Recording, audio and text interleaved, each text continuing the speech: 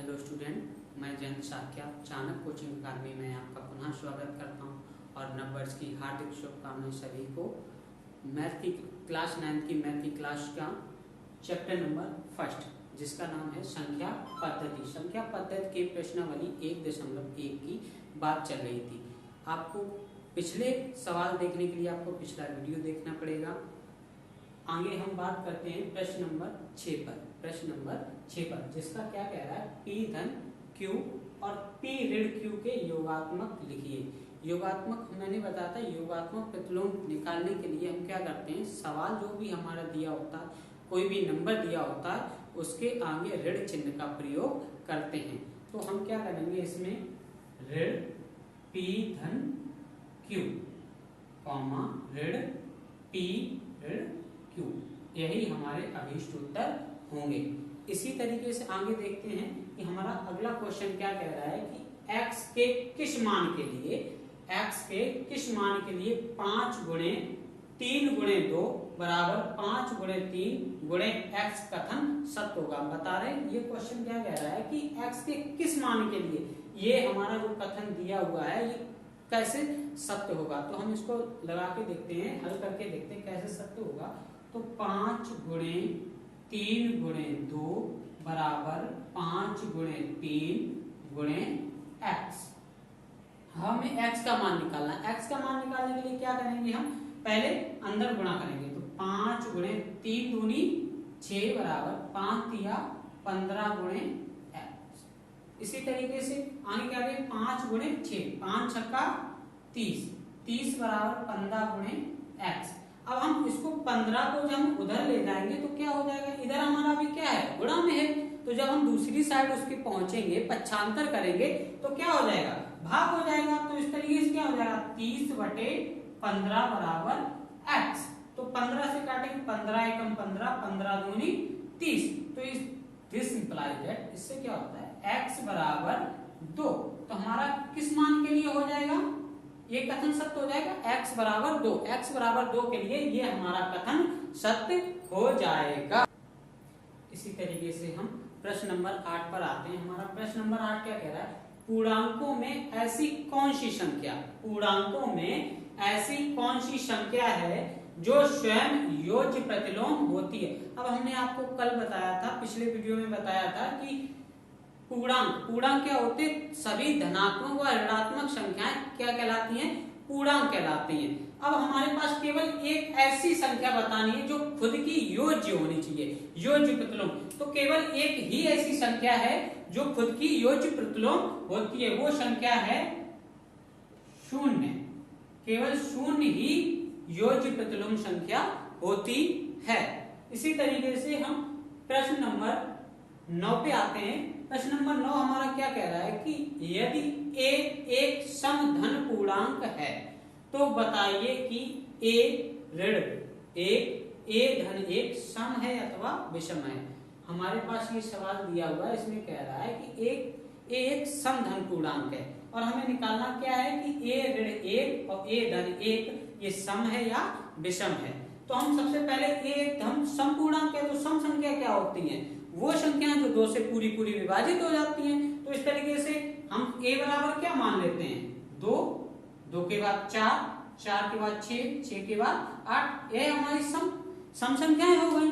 इसी तरीके से अब हम इस सवाल में अपने मान रखेंगे तो क्या हो जाएगा, a ऋण 1 a ऋण a धन 1 बराबर। अब 1 का मान अगर हम 2 रखते हैं तो क्या हो जाएगा, देखो 2 ऋण 1 और 2 धन 1। तो इस तरीके से क्या हो जाएगा, 2 में से 1 गया 1 और 2 1 3, यहाँ पे कुछ नहीं है, मतलब गुणा का चिन्ह होता है। तो इसमें करेंगे 3 एकम 3। इसी तरीके से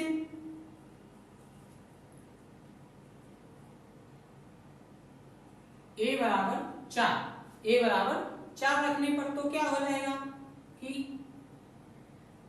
a धन 1 बराबर 4 ऋण 1 और 4 धन 1। तो बराबर क्या हो जाएगा, 4 में से 1 गया 3 और 4 और 1 5, तो 5 किया 15। अब देखो ये हमारी संख्याएं कैसी निकल रही हैं, सम सम संख्या या विषम संख्याएं। कैसी संख्या निकल रही है? सम संख्या या विषम संख्या है। तो ये कैसी 3 कैसी सम संख्या है विषम संख्या है? विषम संख्या है। 15 कैसी है? सम या विषम? विषम संख्या है। तो ये हमारी कैसी संख्या हो गई? विषम संख्याएं हो गई। यही बात समझ में आई। इसी तरीके से प्रश्न संख्या 10 पर आते हैं। हमारा प्रश्न क्या कह रहा है कि संख्या रेखा पर 5 और 7 का योग लिखिए। पहली बात संख्या रेखा कैसे बनाई जाती है?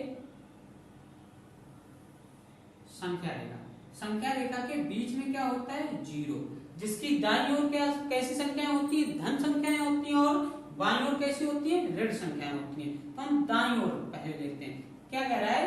7 और 5 और 7 का योग निकालना है। तो 1 2 3 4 5 6 7 8 9 10 11 12 13 14। इस तरीके से बाईं ओर कैसी होती है? ऋण 2 3। इस तरीके की संख्याएं। अब हमसे क्या कह रहा है? 5 और 7 का योग निकालना है। तो 5 संख्या कहाँ है? 1 2 3 4 5। तो हम यहां से संख्या रेखा को उठाएंगे और 5 एक संख्या होगी। अब उसके बाद क्या करें? 7 का योग। 7 संख्या यहीं से गिन लेते हैं। 1 2 3 4 5 6 7। कितने पे आ गए? 12 पे। तो हम यहां से संख्या को रेखा को उठाएंगे और कहां पे ले जाएंगे? 12 पर। ये कितनी हो गई? ये 7 हो गई और ये 5 हो गई। इन दोनों को जोड़ेंगे तो कितना हो जाएगा? 5 धन 7 बराबर 12। तो ये हमारी संख्या रेखा पर क्या प्रदर्शित हो रहा है? 12। इसी तरीके से यही हमारा उत्तर हो जाएगा। कितना हो जाएगा? 12। इसी तरीके से हम प्रश्न नंबर 11 पे देखते हैं। हमारा क्या कह रहा है कि निम्नलिखित कथनों में से कौन से कथन सत्य अथवा कौन से असत्य हैं। हमें ये कुछ कथन दिए हुए हैं, हमें इसमें से बताना है कौन सा सत्य है कौन सा असत्य है। तो हम सबसे पहले पार्ट की बात करते हैं। क्या कह रहा है कि 2 धन अभाज्य पूर्णांकों का गुणन सदैव अभाज्य होता है। क्या कह रहा है? 2 धन अभाज्य पूर्णांक। मैंने आपको पिछले वीडियो में बताया था अभाज्य संख्याएं कौन सी होती है? वे संख्याएं जो एक या स्वयं से कटती हो। कैसी हो? एक या स्वयं से विभाजित होती हो, वो अभाज्य संख्याएं। तो हम कोई 2 अभाज्य संख्याएं मान लेते हैं। कौन कौन सी हो जाएंगी? 2, 3। 2 अभाज्य संख्याएं हो गई। अब क्या कह रहा है? गुणन सदैव अभाज्य होता है। 2 गुणे 3 तो 2 तिया 6। 6 क्या एक अभाज्य संख्या है? नहीं है।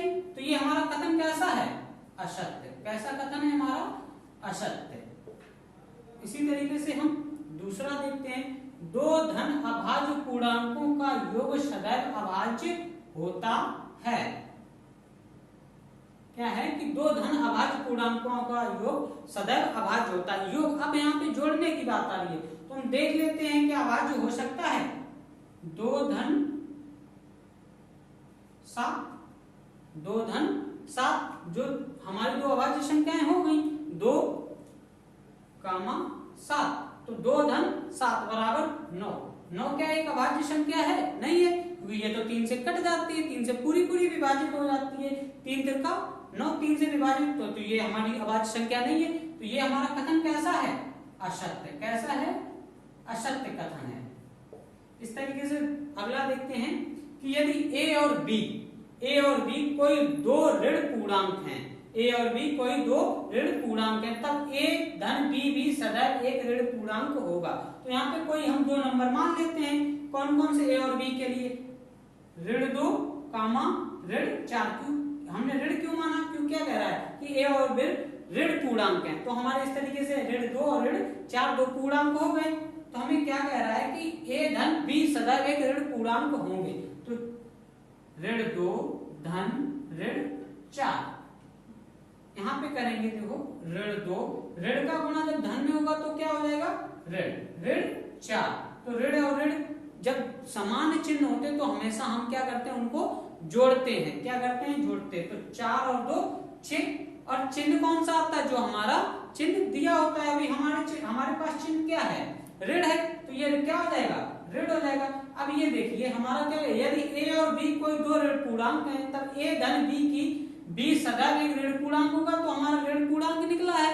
6 कैसा है, ऋण का है, तो ये हमारा कथन क्या है, सत्य कथन है। ये हमारा कैसा कथन है, सत्य कथन है। इतनी बात समझ में आई सभी बच्चों को? आई होप आप सभी बच्चों को ये वीडियो मेरा पसंद आया होगा। अपने दोस्तों के साथ इसको शेयर करें, लाइक करें और सब्सक्राइब करें। धन्यवाद।